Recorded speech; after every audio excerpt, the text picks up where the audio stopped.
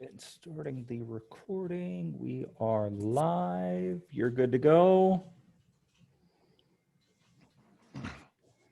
Welcome to Town Hall Thursdays. I am your host, Darryl W. Perry, the Libertarian candidate for governor of New Hampshire. And I'm joined this week by Matt Simon, who is, and Matt, I want to get your title correct. You are the New England director for the Marijuana Policy Project? That's right. Excellent. And obviously anybody that's looked at my platform or been on watching any of these town halls knows that cannabis legalization and criminal justice reform is like the #1 issue for my campaign. And just so everybody is clear here, your appearance here is not an endorsement. Just like when I had members of Black Lives Matter, that didn't mean that I had been endorsed by Black Lives Matter. I'm not trying to claim endorsement in any kind of way here. But right now, and I believe the pre-election filing period has either just ended or is about to end. And then there's the other filing period right after the election for newly elected state reps and state senators to file legislation. I was looking over the list earlier today and saw that Representative Rennie Cushing has again introduced some cannabis reform legislation, as has Carol McGuire. Obviously, we don't have the text of that language available, but have you been in contact with either of these reps to find out if their proposal is substantially different from what's been heard recently? I have, and I'd be happy to tell you about that. First of all, thank you for inviting me, and you have been a longtime champion for cannabis legalization. You've been coming to the State House for a long time, for many years before Yes. A lot of people have jumped on this bandwagon. It's become a very popular issue, and I just want to, I am not endorsing a candidate for governor. I would do this sort of thing with Dan Feltus or Governor Sununu if they were willing, but I do want to commend you for having been a long-time vocal supporter for cannabis legalization. I'm happy to join you for this conversation. So, as you know, Darryl, and as some of your listeners, viewers may know, the last biennium we tried two different approaches to legalization. There was House Bill 481, which resemble the laws in Massachusetts and some other states that have both legal possession and home cultivation, but also a legal market that is regulated and taxed. And that's a comprehensive legalize and regulate bill. It passed the House and did not get a very favorable reception in the Senate. The other bill, which as you mentioned was sponsored by Representative McGuire, is a simple criminal justice reform that simply legalizes possession and limited cultivation. It's only a few pages. It doesn't legalize sales. There would still be prohibition, but it would remove the enforcement against people who possess small amounts and who grow small amounts. So I think with some small adjustments, those two approaches will be filed again for 2021, a bill of each type. Would the McGuire bill be similar to what is currently the law in Vermont? Exactly, very much modeled on that approach. And you know, Vermont's legislature just passed a bill to do the regulate and tax part that's on its way to Governor Scott's office. That's what I've been working on the last several weeks. Yeah, I was going to ask what the status of that was, because I know that I had seen that I believe it was the Vermont House was voting on that, and I couldn't recall if that was the first chamber or the second chamber it had gone through. Right. So the Senate has been passing bills to legalize and regulate sales since 2016.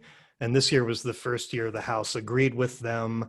And they had to have a committee of conference work out differences over the last 2 months. It was a very difficult negotiation between the two chambers, but they finally came together. It's not certain whether the governor will sign it or not, but he has made some favorable sounding comments. So a lot of people believe he will. Nobody's celebrating anything just yet. But there's another bill that I think you'll find very interesting that I think we need to talk about in New Hampshire a lot more, which is Vermont's passed a bill to automatically expunge records for past cannabis offenses.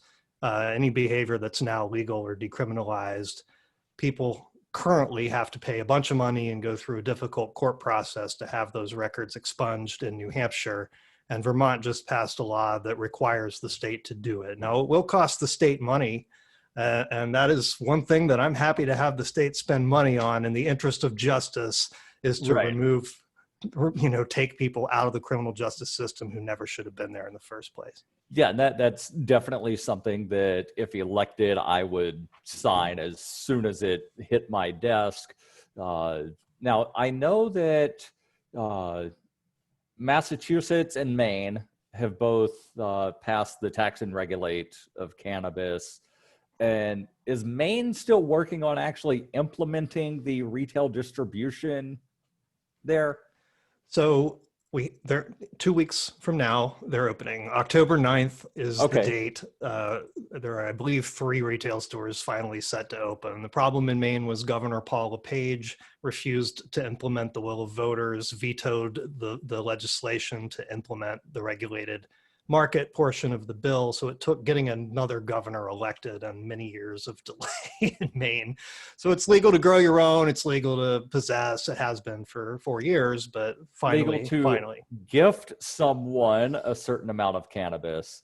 And I've even heard that there are cannabis psychics that they will find your lost cannabis for a fee.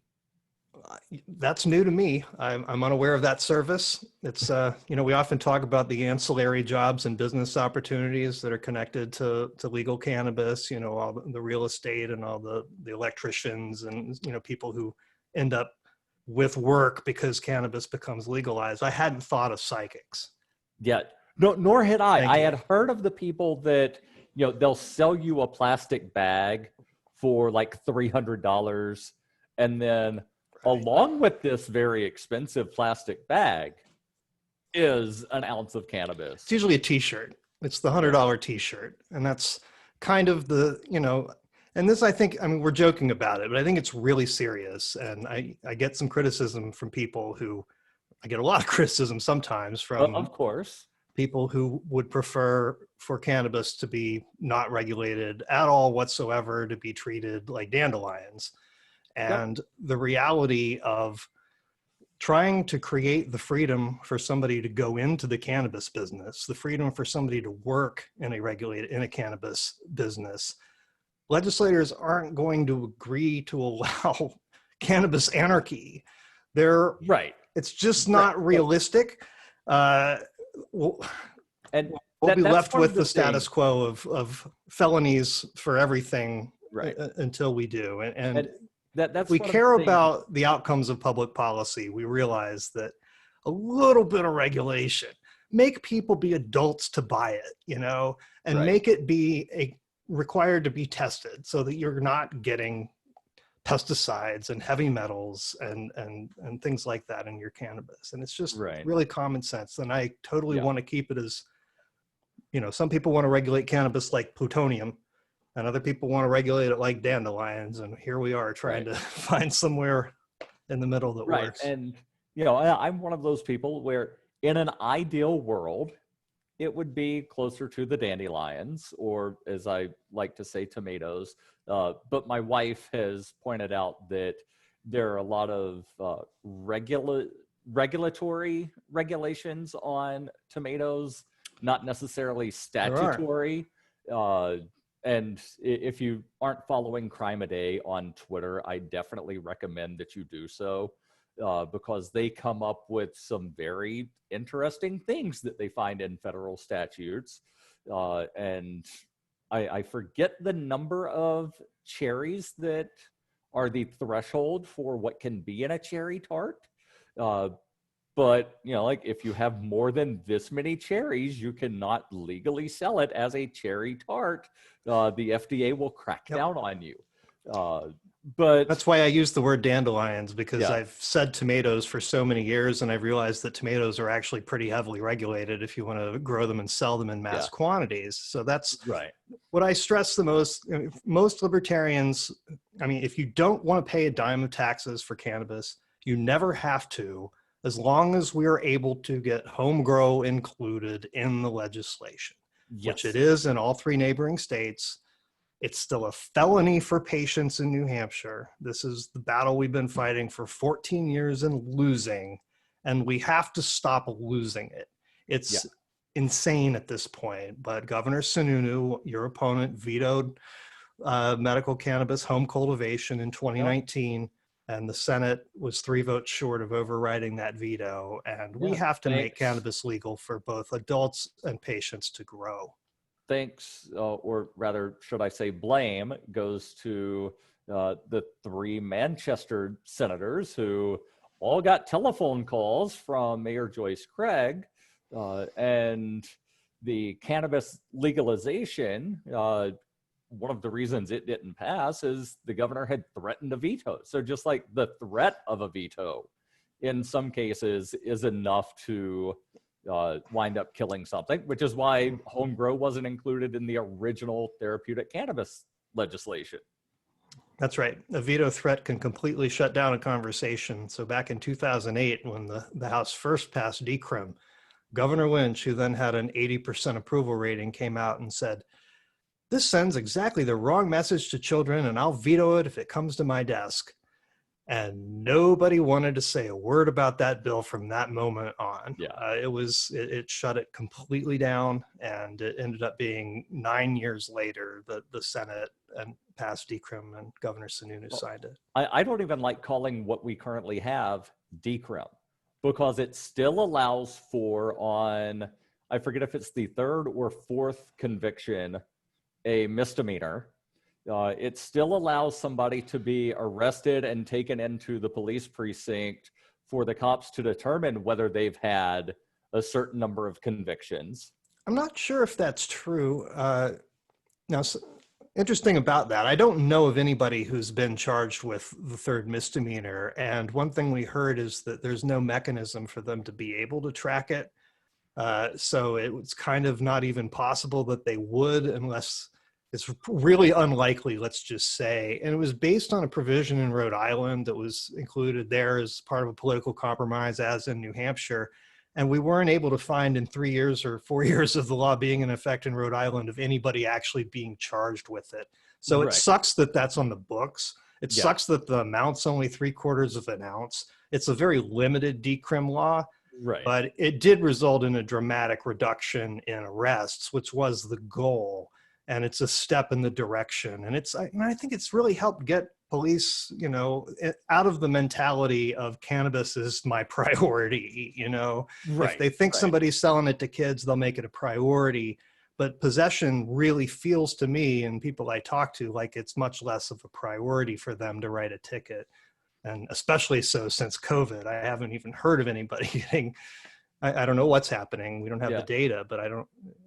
I forget if it was, and like everything from late February until now was just a big giant blur. Uh, so I forget Hear if it that. was before or after, basically everything shut down for a while.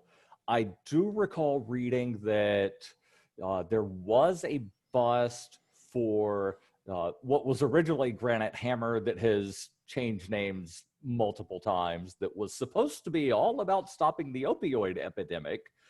There were some cannabis dealers that were busted under that. Sure. But again, I forget exactly when it was, earlier this year. So even though, it is moving towards that more decriminalized, and all of our neighbors have legalized, and I love the phrase that you've been using, we're an island of prohibition. We're seeing, Granite Hammer expanded to include cannabis. Yeah, it's always included cannabis, and it's always, decrim was not intended, it was not the intent of the legislature to legalize dealing or selling or growing. Right. It was only to let people who possess small amounts not be criminals.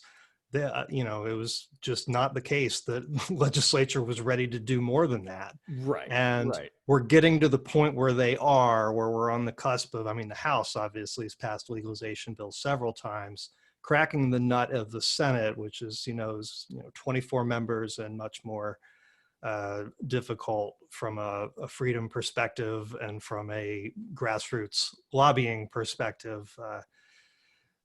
We got our work cut out for us, and we're always 2 or 3 votes away. So November is going to be key. We'll see where we are. Going back to the tax issue for a minute, I recall in one of the discussions about, if we legalize cannabis and we tax it, and then there's the edibles. Well, New Hampshire doesn't have that broad-based sales tax. So if you go to the corner store and you buy a cookie, it's not taxed. But then if you go to the dispensary and you buy one of the cannabis-infused cookies, it is taxed. And how do we explain that one cookie's taxed and one cookie isn't taxed? So I've got 2 questions here for you, and I can see the wheels in your head. I haven't heard that in a while, but I'm very familiar with it. Yeah.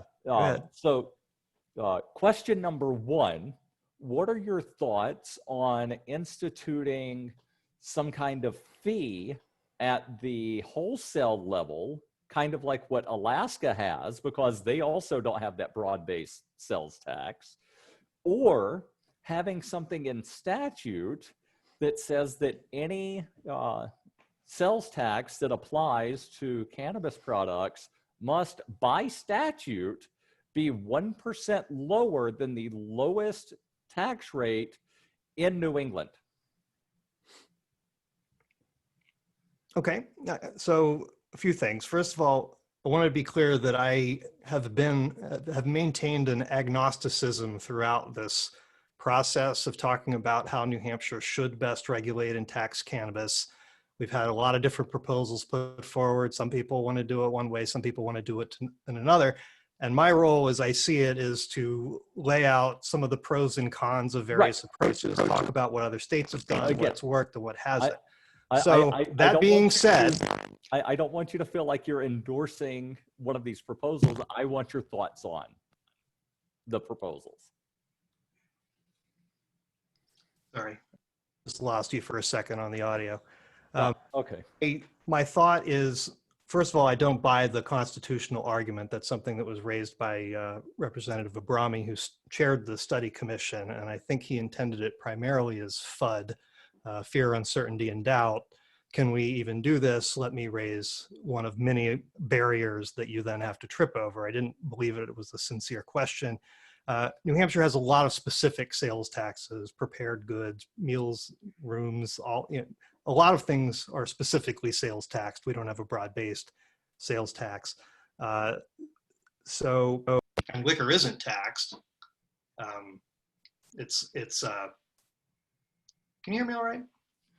Yeah, there was just a bit of something that happened with the audio. I'm not sure what it was. I don't know if you bumped your microphone. Yeah, I've got this fancy mic and it cuts out occasionally. So okay, you sound fine. You sound fine. Yeah. Okay. Cool. So the other idea, I'm sorry, what 2 was?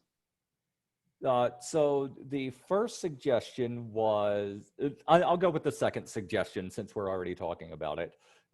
Setting by statute that any tax rate that we have must be 1% lower than the next lowest cannabis tax rate in New England. Yeah, I mean, sounds reasonable enough to me. Throughout the discussion, legislators have seemed to intend that we do tax cannabis, but that we do so at a rate that is certainly no more than neighboring states. And in Massachusetts, it's 20% when you add the various taxes together, and Vermont's proposal is identical to that. Maine's virtually identical. It's a different package. The taxes in Colorado and Washington are much higher. Yeah, I've purchased in both of those states, And I believe it was somewhere between 30 to 50% after you added all of the various taxes and fees. Right. And that sounds terrible until you factor in what the process has been like from the consumer's perspective. Because 10 years ago, you were buying cannabis from unregulated sources and you were paying $300 for it, maybe $400 for it. And now you're walking into a retail store and paying $100 for an ounce of cannabis with the tax included, because prices are primarily a function of supply and demand. And when we pay $300 or more for an ounce of cannabis in a prohibition state, we're mostly paying people for the felonies they're committing to grow it, to transport it, and to sell it. But when you take the crime out of the equation and you allow businesses to do this at some scale, the product becomes much cheaper. And then even if you do overtax it, as long as you've licensed enough supply, it's going to get cheaper and consumers are going to have more options. So I hear people tell me it should be like tomatoes, but when I look at a state like Colorado that has had a market now for 6 years, and it's, you know, they've done over $1 billion in sales through the regulated system, prices have gotten lower, choices have multiplied, patients and consumers are better off, and people are working and starting businesses and succeeding in a new industry. So, and one thing interesting about Colorado, before we go back to the other sort of user fee question, in a lot of their stores, they have the medical dispensaries that have opened up a retail dispensary in half of their building. So they've sort of like moved the medical to one side of the building and retail on the other side of the building.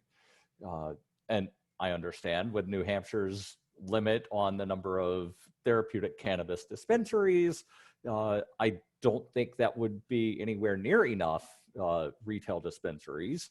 But do you think that that's something that could definitely sort of help us jumpstart the retail sales if we just automatically, on the day that we legalize, and I'm talking about when we legalize, not if, because it's going to happen at some point. Whereas Maine, again, it's been, what, 4 years since they voted on that, and they're just now getting around to opening the first dispensary. Massachusetts, it took them a couple of years. But both of those states have had for quite some time the existing therapeutic dispensaries. So do you think by just allowing the therapeutic to go retail on day one of legalization, that could sort of help us, you know, get going a little faster? well, it's certainly an option the legislature can consider, and Nevada is an example of a state that did that. They passed an issue that was kind of a slow boat, and the governor was like, well, we're going to do this, let's freaking do it now. And they passed emergency regulations and started selling through the dispensaries. But in Nevada and other states that have done that, there were many dispensaries already open. In New Hampshire, there are only 5. We're talking about a really limited market, and you know, it's going to have to be part of the conversation. Matt, your video froze and your audio is getting choppy. So I don't know if you need to restart. My internet connection is unstable, according to my screen. Yeah. Can you hear me now? Yes. Yeah. Yeah. I got choppy for a second there too. Yeah. Sorry, universe. No, completely fine. And my train of thought wound up getting a little choppy as well. But yeah, it's got to be a conversation, you know. Yeah. You were talking about Nevada. It's something we've had to work through in Vermont. Similarly, they only have a few dispensaries, and their regulation would have to transfer. They're regulated by the Department of Public Safety, which is a law enforcement agency, which is insane. Yeah. And the bill moves them into the Cannabis Control Board that's being created, and that will be a much better place to regulate medical cannabis, as well as adult use. Yeah, and But it's certainly been a topic of conversation whether it's fair to let them go first. speaking of the number of therapeutic dispensaries, I know initially there were 4. There's been some discussion about allowing additional dispensaries, allowing them to actually be for profit instead of nonprofit. Uh, what's the current status on any of that? Well, there were a lot of bills to improve and change the medical cannabis program in 2020 that just died because they passed one chamber and COVID-19 happened and the legislature went on pause and let hundreds of bills die without really giving them hearings and consideration. So there were about 6 or 7 medical cannabis bills that would have helped make things better in a program that we've just been tweaking every year or two. And like, for example, one allowing patients to buy from any of the dispensaries in the state. They currently have to register with one and they're stuck with that one, and that limits their options. Another bill would have allowed out-of-state patients to purchase from New Hampshire dispensaries. So those are all being put in as, I believe, all as one bill, combining like 6 or 7 things that should happen that passed one chamber or the other. And you know, yeah, they're all worthy of their own discussion, but how that integrates with adult use legalization is, it's not real simple. We're going to have to figure out, I mean, there's just going to have to be a process where people weigh in on this, and legislators are going to have to make decisions about how to do that. And not everybody's going to love, I mean, this is just, we've been through this in Vermont. There's going to have to be compromise, and not everybody's going to love it.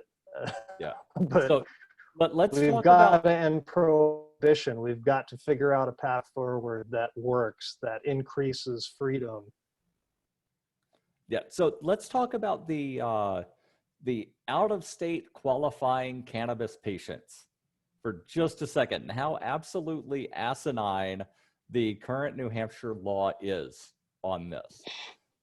So let's say, for instance, someone that is a college student that is from any of the 3 dozen plus states that have medical cannabis or therapeutic cannabis, depending on what it's called, where they're from. They've got the medical card, and they come to school in New Hampshire. They can't purchase while they're here, but they can have the cannabis with them. But yet it's still federally illegal to bring it across state lines. If they're flying here, they can't get it through TSA. So how are these out-of-state qualifying patients that are going to be in New Hampshire for some amount of time supposed to actually have their therapeutic cannabis with them in New Hampshire?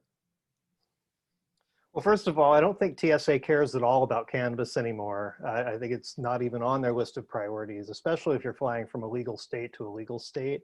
But your mileage may vary. That's not legal advice. Yes. I will say that the crossing state lines thing is completely overrated. You're breaking federal law if you possess cannabis in New Hampshire. You're breaking federal law if you possess cannabis in Colorado. Whether you magically cross the line doesn't really matter.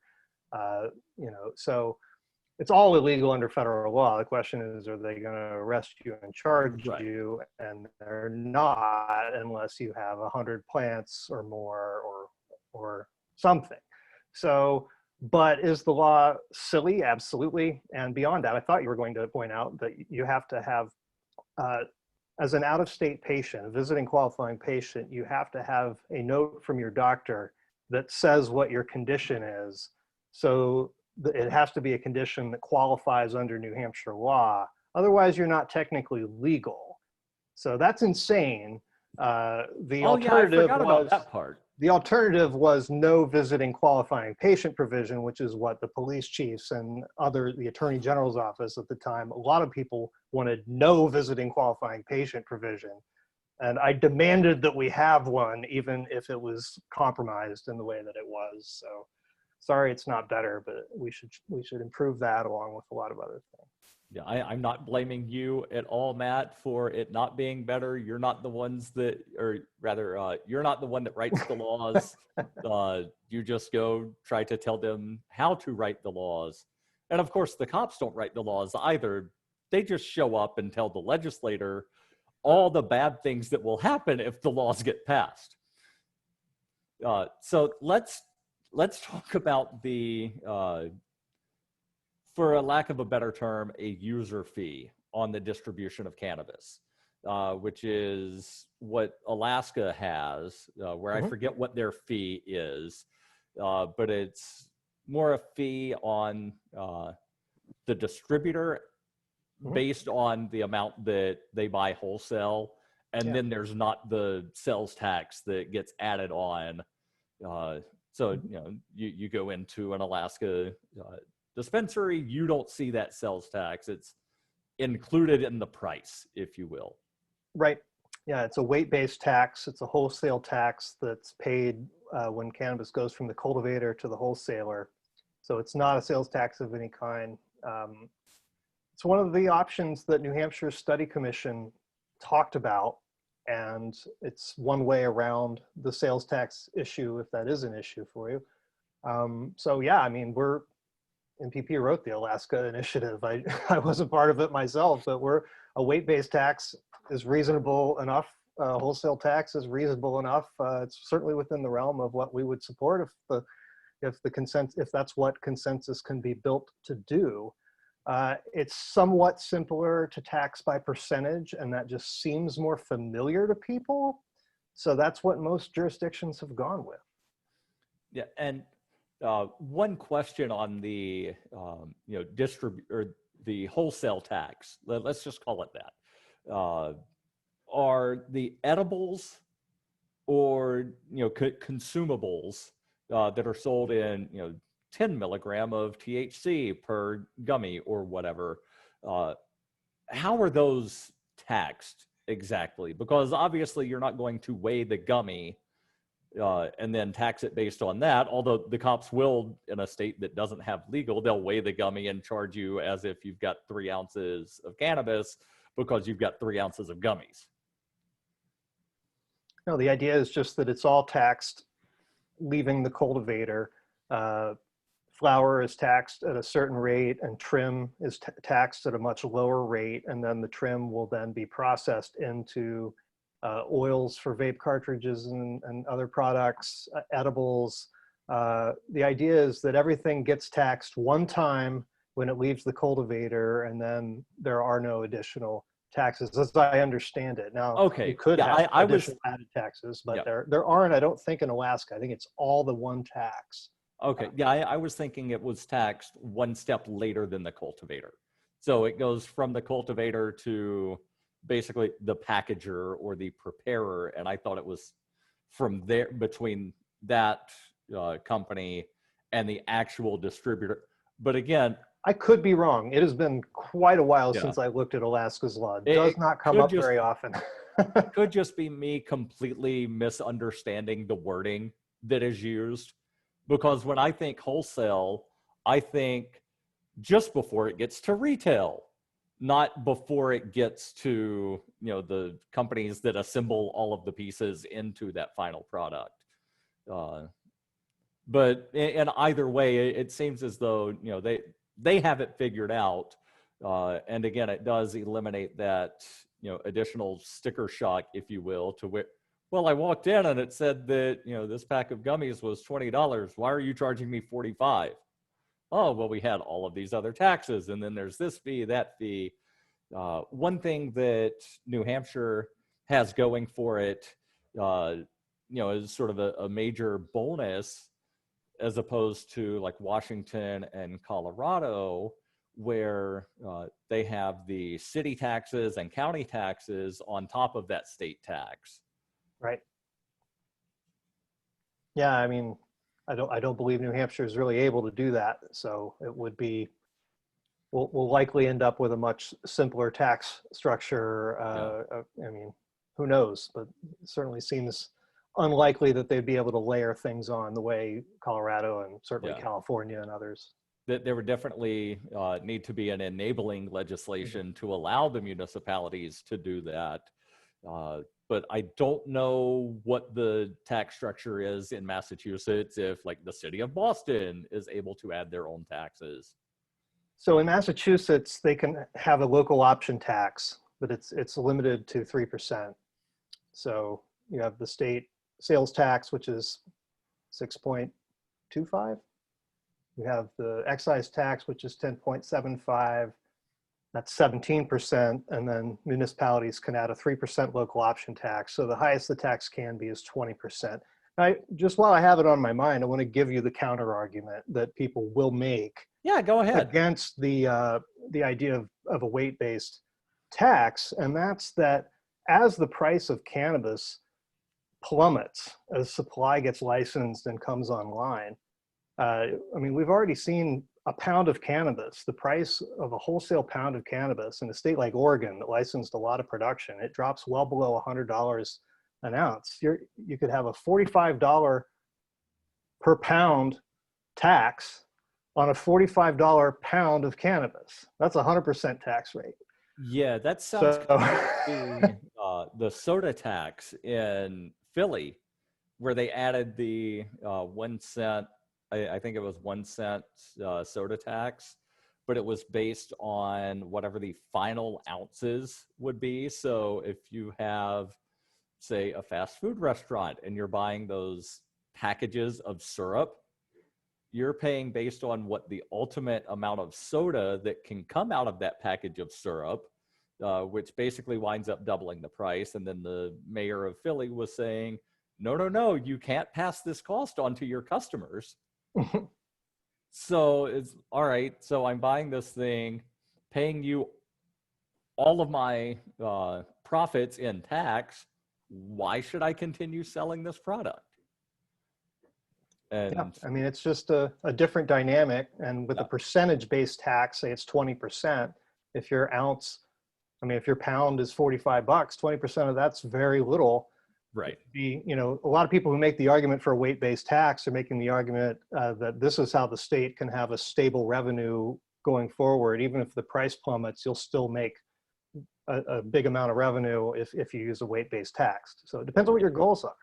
Yeah. So let's say, for sake of argument, that New Hampshire passes a legalized cannabis, and we do opt to have a tax on it. Let's call it, a sales tax, even though New Hampshireites hate taxes, as do I.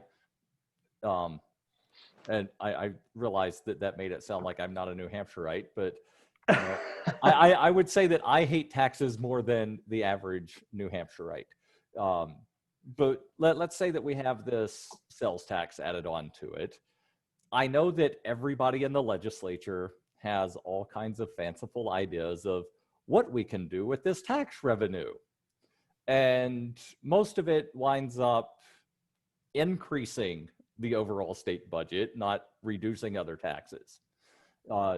What do you think, based on your interactions with various legislators over your nearly 2 decades of doing this, what do you see as the realistic possibility of what happens? Well, with the tax, I mean, the distribution of revenues, is that what you mean? Yeah, so do you think that they would wind up, say, reducing some of the property taxes so that 2/3 of your property tax isn't going to pay for local schooling? I don't believe that. What I believe right now in September of 2020 is that the state of New Hampshire, like just about every other state, is hundreds of millions of dollars in the red, and that any new revenue streams that can be found will merely be trying to offset that massive deficit that we have. The legislators I know who dream of big government programs are not very hopeful about passing big government programs anytime soon. They're trying to keep the services that they deem essential in place, and they're worried about losing them. So that's where cannabis revenue can help and can help keep property taxes from needing to be raised, perhaps. It's Governor Mel Thompson said low taxes are a result of low spending. It's always two different conversations. How much is the state going to spend, and how is the state going to pay for it?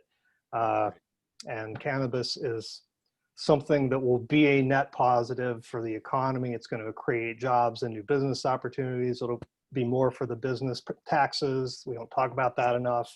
It'll be, more people making money and spending it on things, and it'll just be good. But certainly, and sort of lost my train of thought, but you know what I mean. It's to divert the conversation just a bit. There was the state Supreme Court hearing this morning on the adequate education, or the cost of an adequate education.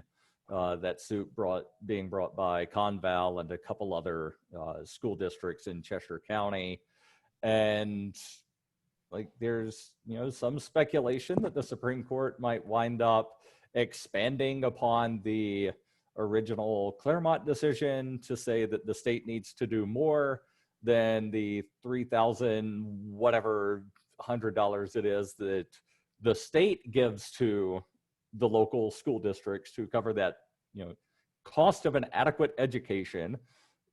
But also there's a lot of wasteful spending that schools do. And the last time I looked at the Keene school budget, where they broke it down between educational expenses and non-educational expenses, half of the money went to non-educational expenses, the bulk of that being administration. So there are a lot of ways that education expenses in the state could be brought down. And then obviously, there's the needing to rethink the one size fits all of what, currently exists, of every child needs this education because this is the education that this group of bureaucrats has decided is the best. Well, I would have to take off my cannabis hat and put on my former college instructor hat to even think about taking on that question. But I do have a cannabis hat. I'll just show you that. Nice. I am. Where did you get the cannabis hat? I actually bought this at Mount Everest Goods in the Mall of New Hampshire in Manchester. I was in there buying some incense, and lo and behold, this beautiful hat was staring at me. So I will take it off, but not to answer your question about education funding. It does amaze me that the state has been debating this since the early 90s, I believe, and it is no end in sight. I'm afraid. And I wasn't necessarily expecting you to answer the question, just sort of a tangent, since we were talking about, could we possibly use cannabis revenue to reduce property taxes for this particular reason? Oh, yeah, and by the way, this thing happened. Luckily, the I want a state income tax candidate did not make it through his primary. And it is nice that all three of the gubernatorial candidates that will be on the general election ballot have signed the pledge, saying that they oppose a broad-based sales tax or broad-based income tax. Robert in the Zoom chat has asked me if I know what my opponent's position is on marijuana, and that being all of the opponents. Yes, I do know that. Governor Sununu opposes any further decriminalization or legalization or expansion of therapeutic, because he said he's already signed common sense therapeutic cannabis reforms. We don't need any others. The Democrat Dan Feltus, he actually uses your words, Matt, saying that New Hampshire is an island in the Northeast, is the only state that has not legalized marijuana. And of course, pointing out that it's an economic and racial justice issue. So he would favor legalization. I'm not sure how far he would go or wants to go on this. One thing that I would like to see, and again, this is a wish list, if you will, not something that I expect the legislature to actually wind up doing.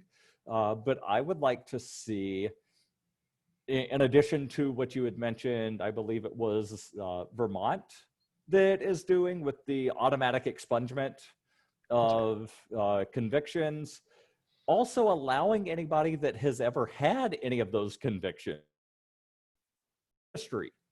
Because it baffles me that in places like Colorado, Massachusetts, Maine, anybody that has ever successfully grown and sold cannabis and then been penalized by the state for doing so, then can't work in the industry.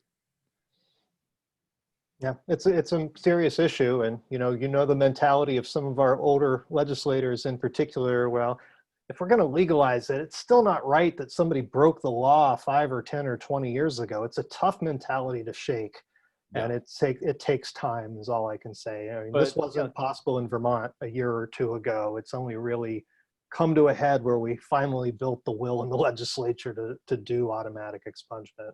Yeah, I do, find it interesting and like to point out that the people that make the rules have exempted their vices from being illegal. Although there is some alcohol served at some fundraisers for some legislators and office. Some of their vices are still illegal, but only because we can't send the wrong message. Like, there are, I don't know how many members of Congress or how many state legislators across the country use a little bit of the nose candy, but I know it's more than one. I think you're right. But, it's largely this thing of, well, it's those other people and they have to be punished. And then there's, I don't know what the mentality is for thinking that, and you kind of covered it, of, anybody that's ever done this before and been punished for it can't work in, the legal industry. But it's asinine, and I've seen the meme, I know you have too, talking about how there are tens of thousands, if not hundreds of thousands of Black people in jail for selling cannabis, but right now who's getting rich off of it? It's a bunch of white guys that were politically connected. Absolutely the case. And so it's been a big part of the discussion in Vermont, and it's the one state where I've actually seen legislators change that mentality after hearing from people who have actually come and testified and said, look, there are dozens of us that just grow a small amount of cannabis and we sell it to our friends and our neighbors, and it pays our heating bill in the winter. It's not our livelihood. We have other stuff that we do, but we depend on this income that we get from this illicit plant, and we need a way to be in this legal industry if you're going to create a legal market. So Vermont legislators created a small cultivator license with very low barriers to entry that will theoretically, now of course it all has to be built, the rules and regs have to be written, and it has to come to fruition, but the intent is very clearly to create a industry that is equitable and that certainly helps small cultivators as well as minority-owned businesses. And combined with automatic expungement, we think we're starting off on a good foot here in Vermont in a way that some states maybe haven't, or definitely haven't. You just gave me an idea on this small cultivator license. Since New Hampshire already has the exemption from the various business taxes for small farmers, where if you're selling at local farmers market, you're selling at a little farm stand near your house, and you're not selling more than whatever amount, $50,000 or so, you don't have to pay any of the business taxes. You don't have to jump through all of these other hoops and hurdles that the large farms jump through.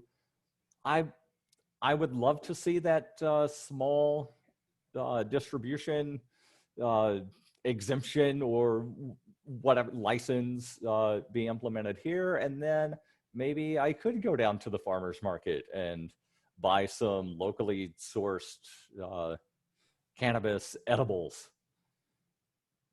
Maybe someday. I think sales at farmers markets are probably not going to be the first stage of retail sales, given the concerns from the public safety folks. So there's going to have. I'm just thinking of those small farmers. They've Right. got to sell it somewhere. Right. Well, the idea is that they'd be able to sell it into the retail system and have it, as long as it's subjected to independent lab testing, then it's perfectly great, and give them very low barriers to entry so that they're able to compete on a fair basis with the larger players. And we'll see how it works, but it's very clearly the intent of the law, and it's the result of so many people coming and testifying and saying this is what we want. So to anybody out there who's afraid we're going to pass a crappy law, it probably will be somewhat crappy, but the level of crappy is going to depend on who shows up. If libertarians show up and advocate for reasonable regulations and a relatively free market approach to cannabis, that is going to make a difference. And if the only people who show up are people who want a very top-down controlled approach, that will carry the day. I don't get to decide. Right. Yeah. If you did get to decide, this would have been solved a long time ago. One more quick thing, because we are running close to the 1 hour. I know in years past, MPP has put out sort of a voter's guide. Is that something that is going to happen this year? It absolutely will. It would have happened by now if Vermont had not caused me to be very busy for the last month. I did publish a primary election voter guide, which I excluded you from because you were not on a primary election ballot, but I will certainly include you on the general election voter guide, which I need to get out probably. I mean, it has to happen by next week because people are voting early. It's mostly focused on state Senate races because that's where we're so close. Yep. And but certainly the three governor candidates all will be mentioned and their positions explored. Yep. And then one more question before I sort of open the floor, let you give some final thoughts. New Hampshire has this weird five-headed lieutenant governor, the executive council, that basically advises and suggests to the governor who to veto, or not who to veto, who to pardon, who to commute. I realize that the executive council doesn't really have a lot to do directly with cannabis policy, but if we are talking about a mass pardon of nonviolent victimless offenders, do you think that that's something that the executive council would take up if asked very politely by the governor? I had not thought about that. And in my 14 years doing this, the executive council I have never had to ask them for anything, and they've never voted on anything cannabis related the whole time. But pardons are a subject. I don't really understand how that process works, but the precedent is there. And in Vermont, Governor Peter Shumlin in 2016, at the end of his term, pardoned hundreds of people who, anybody who asked him and had a previous cannabis possession arrest, he said, I don't have the ability to pass an expungement law, but I will pardon you. And he did. Yeah. And it was really part of what advanced it led to what's happening now. So absolutely, that should be explored now that we have the will to do it, I think. I think I had read that he spent basically the entirety of the last week just going through signing all of those pardon papers because he had to individually sign them. He couldn't just say, all of these are good. He had to individually sign or rubber stamp. I'm not sure, what the requirement is. But each one, his office had to do some research to make sure that people weren't major traffickers. It was intended to be limited to possession cases, but I mean, it was still a pretty significant deal. Yeah. Credit where it's due. So Matt, I'm going to turn the floor over to you. Give you a couple minutes. Tell people about MPP. which, by the way, celebrating their 25th anniversary this year. Congratulations on that. What sort of help you need, how people can get involved. Thanks, Darryl. Yeah, thanks for doing this and for inviting me. Our website's npp.org. Sign up for our email list is a great thing to do whenever a bill's introduced or there's a voter guides published or anything along those lines. I'll be sending it out via email. And I also post pretty actively in a Facebook group that's the New Hampshire Coalition for Common Sense Marijuana Policy. That's a group I started in 2007. Geez.